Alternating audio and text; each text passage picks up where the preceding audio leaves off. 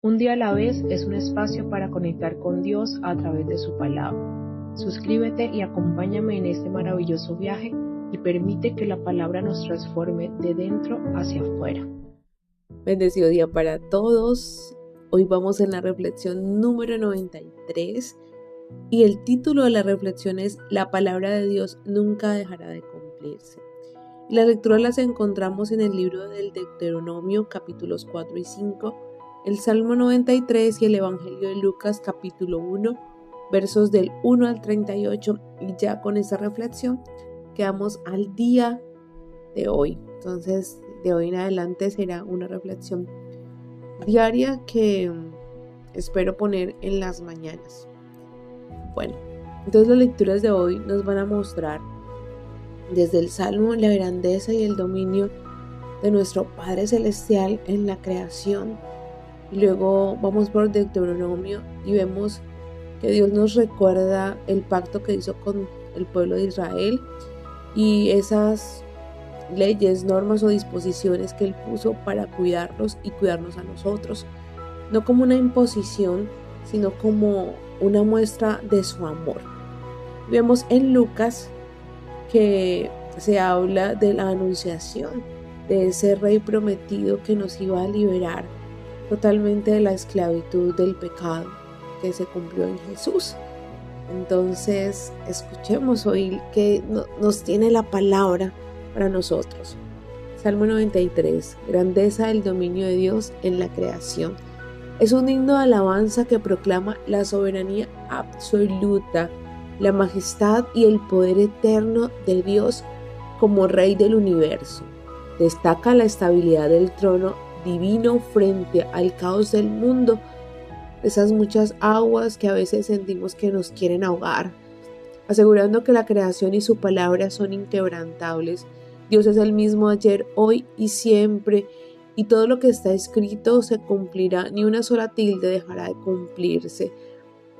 Entonces es creer en eso que está ahí, escrito de manera maravillosa por nuestro Hacedor para que pudiéramos recordar, porque si no tuviéramos esta posibilidad, pues olvidamos, porque la tradición oral se ha perdido. Vamos a leer este salmo que es corto pero hermoso. Dice: El Señor es Rey, se viste de majestad. Ciertamente el Señor se viste de majestad y está armado con fuerza. El mundo permanece firme y no puede ser sacudido. Tu trono, oh Señor, permanece desde tiempos inmemoriales. Tú mismo existes desde el pasado eterno. Las aguas crecieron, oh Señor. Los diluvios han rugido como truenos. Las inundaciones elevaron sus impetuosas olas. Pero más poderoso que el estruendo de los mares enfurecidos, más potente que las rompientes olas en la orilla, el Señor, quien está en lo alto, es más poderoso que esto. Tus leyes soberanas no pueden ser modificadas. Tu reino, oh Señor, es santo por siempre y para siempre. Vemos que no importa lo que estemos pasando, Dios es soberano, y si confiamos en Él nos va a sacar de esas aguas torrenciales y caudalosas. Una vez le escuché a alguien que no sabía nadar muy bien y se quedó como dormido flotando. Cuando se dio cuenta estaba en aguas profundas y chapaleaba y se está ahogando, y clamó a Dios y Él dijo: quédate quieto. Y entonces él se aquietó y realmente el agua lo sacó. Entonces, así las aguas estén como estén, si tú te quedas quieto, o sea, descansando en Dios, Él te va a llevar a un puerto seguro. Pero no, nosotros queremos hacer, y mira que muchas veces eso nos hunde más. No, y el Salmo nos recuerda que Dios es más grande que todo eso. Permitámonos descansar en Él, confiar en su soberanía. Bueno, continuamos con el Deuteronomio 4. Este capítulo es un llamado urgente de Moisés a Israel para obedecer los estatutos de Dios, advirtiendo contra la idolatría y enfatizando la singularidad de Dios, quien es soberano, es cercano y justo. Moisés ordena enseñar la ley a futuras generaciones, recordar la experiencia del monte Oreb y cumplir el pacto para asegurar la vida y posesión de la tierra. Vemos en los primeros versos del 1 al 8, Moisés exhorta a Israel a escuchar y poner en práctica los mandamientos, presentándolos como una nación sabia entre otros pueblos. Se prohíbe terminantemente añadir o quitar palabras a la ley divina. Mira que dice, recordemos que los mandamientos eran ordenanzas de amor de Dios para cuidarnos, porque si sabemos qué no debemos hacer para no dañarnos, ni dañar a otros, ni alejarnos de Dios, pues vamos a vivir de una manera correcta. Recordemos que los mandamientos es como ese manual de instrucciones que Dios nos dejó para guiar nuestra vida, así como todos los electrodomésticos, todos los aparatos, todos los dispositivos tienen un manual de instrucciones. Es para eso, para saberlos utilizar. Y la vida también lo tiene, solo que nosotros hemos querido vivir a nuestra manera. Y por eso es que a veces nos estrellamos de formas que no deberíamos hacerlo. Pero bueno, es parte de nuestro proceso, ¿no? Esa rebeldía que todo ser humano tiene y que en algún momento pues eso mengua y permitimos escuchar la voz de nuestro Hacedor, nuestro Dios maravilloso. Y en los versos del 9 al 20 hace una advertencia contra la idolatría, porque enfatiza que Dios habló desde el Oreb sin forma física. Por lo tanto, está prohibido crear imágenes e ídolos, ya sean de hombres, animales o astros. Dice, pero cuidado, asegúrate de nunca olvidar lo que viste con tus propios ojos. No dejes que esas experiencias se te borren de la mente mientras vivas y asegúrate de transmitirlas a tus hijos y tus nietos. Jamás te olvides del día que estuviste ante el Señor tu Dios en el monte Sinaí, donde Él me dijo, convoca al pueblo para que se presente ante mí y yo mismo instruiré. Entonces ellos aprenderán a temerme toda su vida y les enseñarán a sus hijos que también me teman. Entonces, esas disposiciones que Dios dio era para que mediante tradición oral las pasáramos de generación en generación. Por eso ahora en esa generación los padres ya no hablan con los hijos, las tradiciones se están perdiendo. Y es lo que Dios nos recuerda hoy en su palabra. Y en cuanto a los ídolos, mira que las imágenes de yeso que nosotros tenemos en la iglesia son como esa fotografía que nosotros tenemos de nuestra familia. Es solamente como un recuerdo de cómo se veían. ¿Para qué? Porque la mente humana necesita una imagen para permanecer. Para permanecer unida a una idea, para poder creer. Entonces en eso se convierten todas esas imágenes que encontramos en los templos. Pero no es para que las veneremos, porque ellas no son Dios. Son un recordatorio de su amor por nosotros. Son un recordatorio de que son vivos y reales. Entonces es no pasar esos límites, ¿sí? Porque esa imagen tú la tocas y ella no tiene vida, tú le das besos y ella no tiene vida. No, son simplemente el recordatorio de que Dios es vivo y real. De pronto cuando tenemos esa fe pequeña que no lo podemos ver en toda la creación, pues para eso nos sirve, para recordar. Pero ellas no hacen nada. Es Dios con su gran poder, con su gran amor, el que hace los milagros en nuestra vida. Entonces es cambiar esa concepción. Y también nos habla pues de nuestra familia. También podemos hacernos imágenes pues así no sean físicas en el altar de nuestro corazón. Poner a todo lo que tenemos visible, hasta las mascotas. Yo anoche recordaba que yo tenía un perro. Oye, y yo lloré por ese perro en pandemia me ignoró, como no saben, como no está escrito. Yo lo llamaba y él se iba corriendo, me miraba por el rabillo del ojo. Yo decía, Dios mío, yo tenía ese perro pero idolatrado terrible y no me daba cuenta. Y como es Dios, se lo llevaron, se fue, se perdió, pero yo espero que él esté bien porque era muy lindo conmigo. Entonces vemos cómo cada cosa se puede convertir en una idolatría. Miren, no es juzgar por juzgar, es que nosotros nos podamos ver y reconocer de verdad quién está en el centro de nuestro corazón, y si nuestra fe es una fe de esas de carbonero que es por tener una imagen, por pedirle una imagen. Hay que reconocer que a veces nos equivocamos porque hemos crecido con esa tradición pues errónea, y a veces la pasamos de generación en generación sin entender las razones. Cuando no entendemos las razones lo hacemos por resorte, y eso no es tener convicción. Y si no tenemos convicción, mira que cualquier problema, cualquier otra corriente nos aleja de lo que Dios ha dicho para nosotros. Y vemos en los versos 21 al 31, Moisés advierte que la idolatría llevará al exilio, pero también menciona la misericordia de Dios, quien perdonará si lo buscan de todo corazón en su exilio. Entonces vemos que en esos versículos, cuando ellos eran idólatras, pues Dios los desterró. O sea, no es que si tú tienes otro Dios fuera de nuestro amado Dios, o sea, si en tu corazón hay otra persona en el altar, en el centro de tu vida, pues significa que tú no quieres estar con Dios. O sea, tú mismo te exilias. No es que Dios te mande a la conchinchina, sino que tú mismo decides separarte de Dios porque no lo tienes en cuenta. No es parte de tu vida, no es el centro de tus decisiones. Tú mismo te has exiliado, has salido de la cobertura de nuestro Padre Celestial.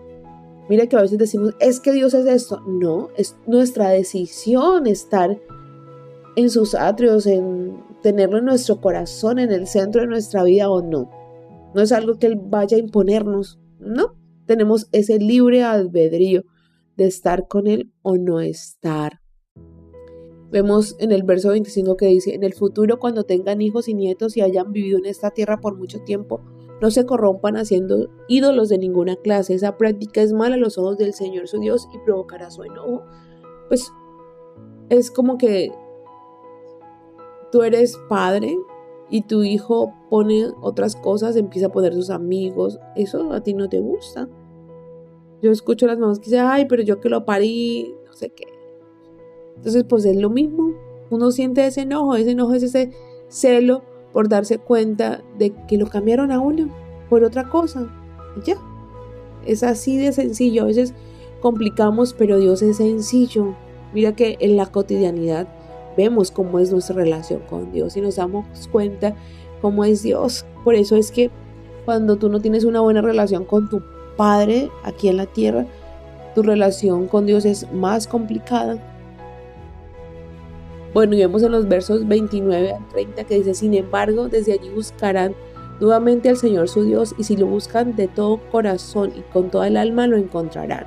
En un futuro lejano, cuando estén sufriendo todas estas cosas, finalmente regresarán al Señor su Dios y escucharán lo que Él les dice, pues el Señor su Dios es compasivo, no los abandonará, ni los destruirá, ni se olvidará del pacto solemne que hizo con sus antepasados. Hoy puedes ser idólatra, pero Dios te espera. No pienses que porque te has equivocado por muchos años, no importa cuántos años tengas hoy, que Dios no te va a escuchar. No, porque la sangre de Jesús te perdonó una vez y para siempre. Entonces, si tú reconoces cuáles son tus pecados, Dios te los va a perdonar. Ya lo hizo, solamente que tú recibas ese regalo del perdón. Porque a veces somos nosotros los que seguimos maquinando eso que hicimos, seguimos torturándonos y clavando ese dolor una vez más, como si estuviera pasando de nuevo. Cuando Dios ya olvidó eso. Hay que reconocer eso que nos alejó de Dios, que hizo daño a otras personas, que nos hizo daño a nosotros mismos, y volver a los brazos amorosos de nuestro Padre. Y en los versos 32 al 40 vemos que se recuerda el rescate único de Egipto como prueba de que Yahvé es el único Dios verdadero, impulsando a la obediencia para la bendición de futuras generaciones. Bueno, entonces dice en el verso 39, entonces recuerda lo siguiente y tenlo siempre presente. El Señor es Dios en los cielos y en la tierra, y no hay otro. Si obedeces todos los decretos y los mandatos que te entrego hoy, les irá bien en todo a ti y a tus hijos. Te doy estas instrucciones para que disfrutes de una larga vida en la tierra que el Señor tu Dios te da siempre. Recordemos que las disposiciones que Dios nos dio es para cuidarnos, para no dañarnos ni dañar a otros. Si hacemos esto, tendremos prosperidad, disfrutaremos de una larga vida, de paz, de tranquilidad y de gozo. Y contribuiremos a un mundo mejor. A veces dicen las personas, pero un mundo no va a cambiar. Pues si nosotros no cambiamos el individual, pues el mundo no lo va a hacer. Entonces es cada uno poner ese granito de arena. Si todos lo hiciéramos, si todos volviéramos la mirada a Dios y realmente permitiéramos que Él nos transforme, este mundo sería distinto, totalmente distinto como hoy le conocemos. En los versos 41 y 43 vemos cómo Moisés designa ciudades al este del Jordán, cumpliendo con la estructura de la ley que destaca la justicia y misericordia de Dios, esas ciudades de refugio para las personas que hubieran cometido algo de manera involuntaria. Entonces vemos que este capítulo establece la necesidad de la obediencia basada en el amor y la fidelidad a un Dios que ha demostrado su poder y cercanía, separándose de las prácticas idólatras de los pueblos cananeos. Vemos que todo se basa en el amor. O sea, si tú ves que Dios ha hecho algo maravilloso por ti, ¿tú por qué no haces lo que Él dice que debes hacer? Si tú ves su brazo fuerte, ¿por qué te cuesta? Porque nos cuesta morir a nuestros deseos, morir a nuestros pensamientos. En el mundo hay muchas corrientes, pero esas corrientes no siempre nos edifican. Hay que seguir la corriente que nos hace crecer y prosperar en la tierra. Y eso lo encontramos en la palabra de Dios. Esa palabra es viva y eficaz. En Deuteronomio 5 se repiten los 10 mandamientos ante la nueva generación de Israel, reafirmando el pacto de Dios en el Sinaí antes de entrar a Canaán. Moisés enfatiza la obediencia, la unicidad de Dios y la importancia del descanso sabático, conectando la ley con el amor y la gracia. No son solo reglas. Vemos que en esto se habla de la renovación del pacto, porque Dios habla cara a cara con su pueblo en medio del fuego y establece un pacto con esta generación, no con la de los antepasados. Entonces cuando Dios habla algo contigo, Él está estableciendo un pacto contigo. Por eso dice el Dios de Isaac, de Abraham y de Jacob. ¿Por qué? Porque Él estableció un pacto con cada uno de ellos. Entonces hoy Dios quiere establecer un pacto con cada uno de nosotros para bendecir a nuestra familia, para que tenga sentido para nosotros. O sea, el pacto con Lina Marcela, pon tu nombre ahí, el Dios establece un pacto contigo hoy. Y los 10 mandamientos reiteran las leyes fundamentales. A diferencia del Éxodo 20, el sábado aquí se vincula con la liberación de la esclavitud de Egipto, subrayando la redención. Recordemos que cuando Dios hizo el mundo, Él descansó. Si Él descansó, ¿por qué nosotros no descansamos? Entonces siempre es importante descansar, pero descansar en Él, en su palabra, en su verdad. A veces creemos que el descanso que Dios nos manda aquí es no hacer nada, dormir y dormir. No, es descansar nuestro cuerpo en sus brazos, en la confianza de que Él está presente, de que Él está obrando a nuestro favor y que sigue trabajando, así nosotros descansemos, porque Él no para. Y hay un mandamiento que yo quiero hacer énfasis hoy, porque fue uno que a mí me costó, y es el versículo 16, dice: honra a tu padre y a tu madre tal como el Señor tu Dios te lo ordenó, entonces tendrás una larga vida y plena en la tierra que el Señor tu Dios te da. Y honrar a padre y madre, eso solamente nos lo da Dios desde el corazón, desde las profundidades de nuestro ser, para que sea una honra divina. Honrarlos con el dinero, con el tiempo de calidad, respetarlos, no quererlos cambiar, solo mostrarles el rostro de Dios. Mira, los padres pueden no ser perfectos, nosotros tampoco lo somos, pero nuestros padres han dado lo mejor por nosotros. Ellos, sin saber cómo ser padres, aprendieron a hacerlo, hicieron su mejor esfuerzo para que nosotros estuviéramos donde hoy estamos. Entonces, recordemos que ellos son ese rostro de Dios, de amor, de corrección. Y no importa cuál haya sido la relación tampoco con tus padres, que pudo no haber sido buena, pero piensa algo, nosotros también honramos a las personas porque nosotros sabemos que merecemos honra.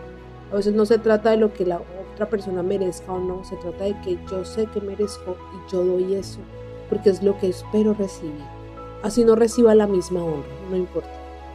Pero si yo soy una persona que se merece honra, yo doy honra y eso recibiré.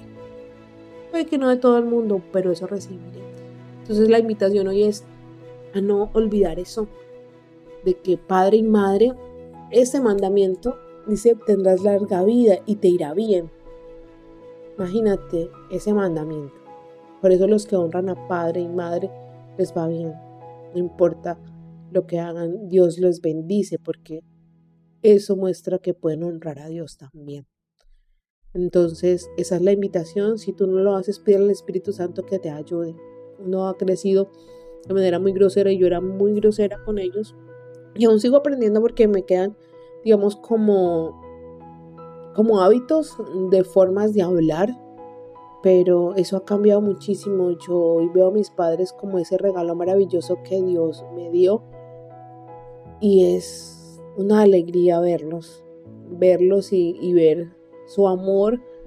Yo hoy miraba, mi papá me trata como una princesa. No, es que es maravilloso su amor, su derroche de amor. Mi mamá ni se diga, es que, mejor dicho, no saben dónde ponerme. Y bueno, yo lo que puedo hacer por ellos es nada comparado con ellos que me dieron la vida. Y aún con dificultades permanecen aquí, juntos con nosotros. Toda la honra y toda la gloria sea para Dios. Bueno, y en este capítulo también hablamos del papel del mediador. El pueblo siente temor ante el fuego y Moisés actúa como mediador para recibir la ley y transmitirla, lo cual prefigura la necesidad de un mediador perfecto. ¿Y quién era ese mediador perfecto? Pues Cristo. Mira que yo veía este capítulo y claro, pues en el antiguo, imagínate una nube de fuego, como Dios santo, santo. No, nosotros no podríamos permanecer ante su santidad y no morir, porque eso le dijo a Moisés: si veíamos su rostro, moriríamos. Por eso ni siquiera Moisés lo vio, que era tan cercano. Dijo: le dejaré ver por el rabillo del ojo, pues en mis palabras, la gloria, pero mi rostro no lo verás, le dijo Dios a Moisés. Entonces, al venir Cristo en nuestra misma carne, podemos verlo cara a cara.